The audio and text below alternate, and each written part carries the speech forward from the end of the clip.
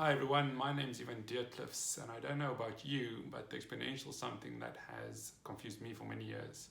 And with this video, I'm going to try to uncover all that bullshit that kept me from understanding it sooner. Let's go. Okay, let's get to the first bit of bullshit. I was taught that E is a number and it equals 2.718. That technically is true. E to the power of 0 does equal 2.718, but it's very misleading. I was always asking myself the question, why does E to the power of x have all of these special properties? Why does it get special treatment? When you take the derivative, it remains e to the power of x. When you take the integral, it remains e to the power of x. Why is that? When you use imaginary numbers, all of a sudden you can start drawing circles. It has this relationship with sine and cos. Why don't you have something similar when you take, for example, 2 to the power of x? Why is e so special? This confused me a lot. And the main thing that made me understand it much more clearly is that e is actually a function. It's not a number. Now you're asking me, how can you use a function inside a function then?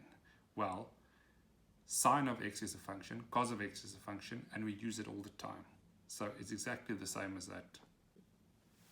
So let's look at the exponential function in a little bit more detail. If you've done any kind of coding, you'll know that it's actually normally written as exp of x. So it looks very similar to sine of x, and that actually makes it much more clear that it is a function after all. Anyways, I'll just keep it like this. This is the same as e to the power of x. Okay, it goes something like this. X squared 2 times 1.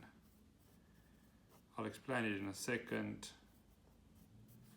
Alright, so over here these exponents just increment every time by 1.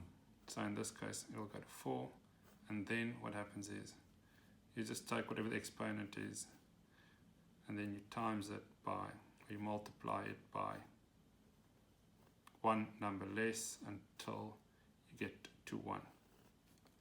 This is called a factorial, by the way. Alright, and then it carries on all the way to infinity basically.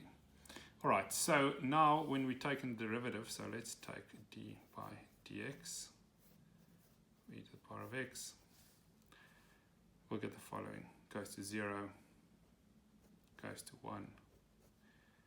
The 2 comes down, the numerator goes down by 1, so that will just be x. 2 comes down and cancels, so it's over 1. Over here, the exponent will go to 2. The 3 will come down, it will cancel, so we have 2 times 1. Let's just do the last one here, 3, so that will then become 3 times 2 times 1. Again, 4 comes down, it cancels. Now, have a look at this. This here is basically the same as what we have here. So, and the leading term here is 0, so we don't care about that. We basically have the exponential itself. So you can see now that the derivative is actually equal to the exponential itself. We can actually use this equation as it's written here to prove a lot of the properties it has with imaginary numbers. But I'm going to do that next time. So thanks for watching. See you next time. Lekker.